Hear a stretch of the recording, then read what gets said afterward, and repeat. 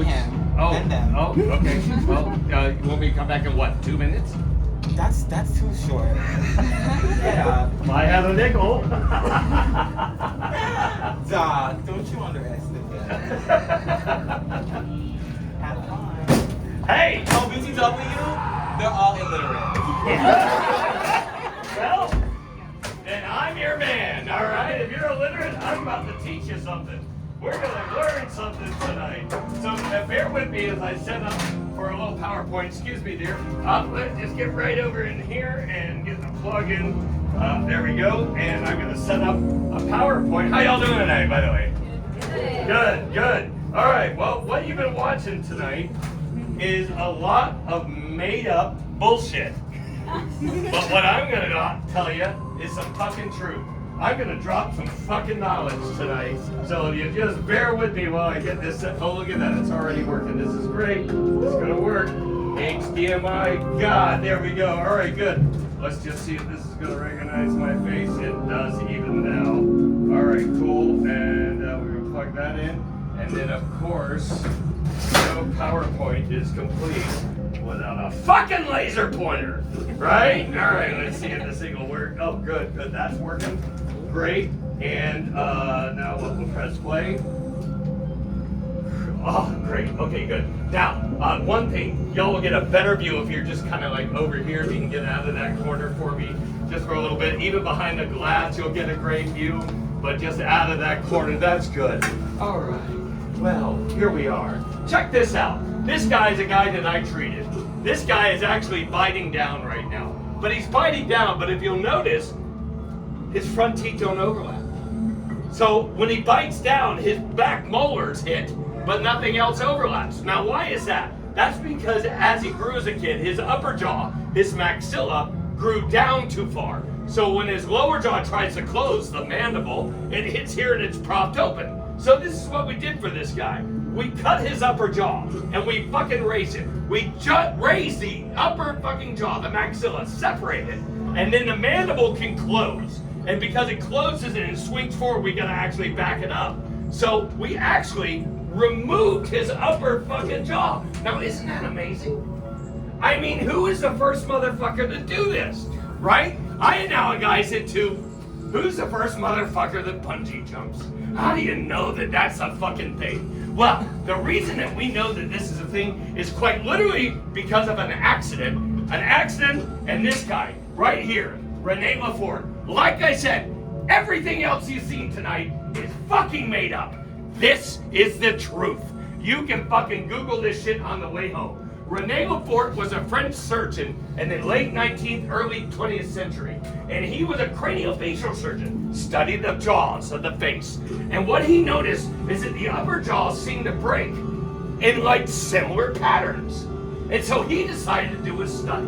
And this is what he did. He decided to do a study to get his name in fucking lights because we're doctors and we're all basically fucking narcissists. So this is what he did. Rene LeFort took 300 cadavers, cut their fucking heads off, I shit you not, and threw them down the fucking stairs, and he's like, oh, well, what did we find? Isn't that fucking wild? Rene LeFort fucking threw fucking heads of dead. You can't do that kind of study today. Rene LeFort, fuck you. No, Rene Riz LeFort, right?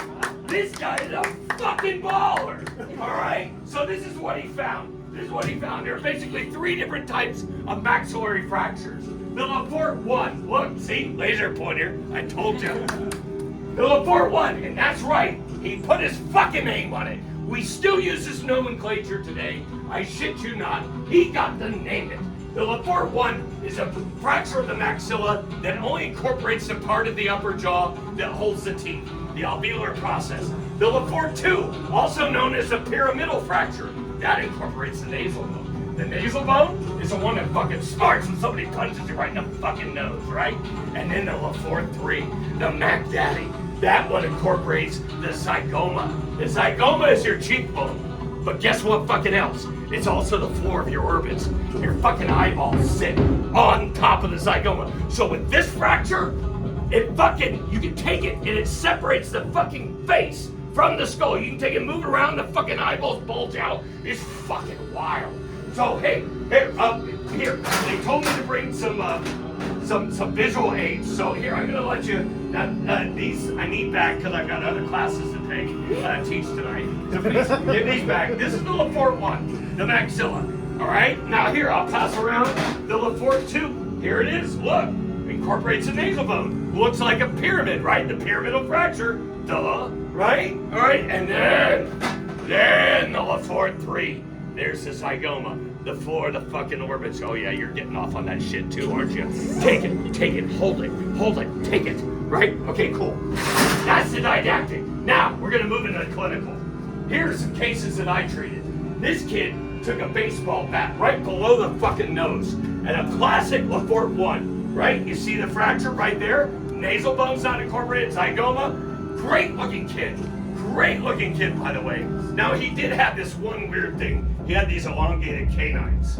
Never seen him that long. Oh, yeah, and a funny story about this kid. Now, he was coming out of anesthesia. You know how they have the videos of the kids coming out of anesthesia? Well, this little fucker bit me. Yeah. Pretty much changed the way I fucking treated patients the rest of my goddamn career. But he did fine. He's fine. So here's a LeFort 2. This kid took a baseball to the nose. Who knew baseball was such a dangerous fucking sport? Baseball to the nose. There you are. Nasal bones incorporated. And then here we are. The LeFort 3, the Mad Daddy. He took a baseball bat right to the fucking nose.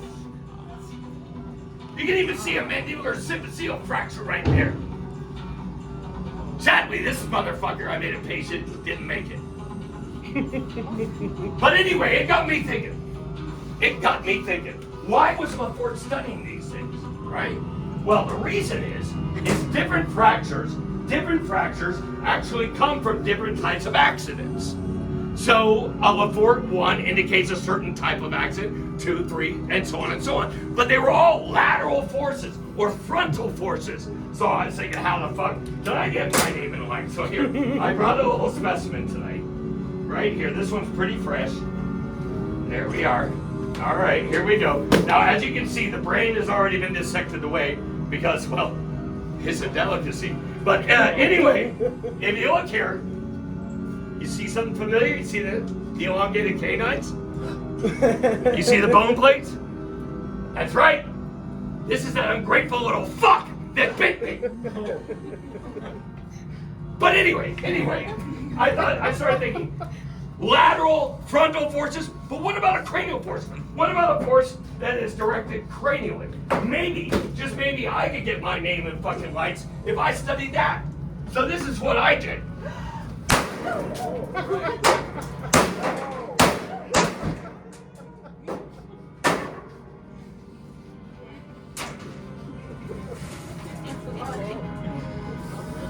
Now you see that? Somebody looks at this and they know it is no fucking accident. The moral of this story? Do not bite your doctor. Or you'll never know who has bitten him before you. Take me out to the ball game. Take me out to the crowd.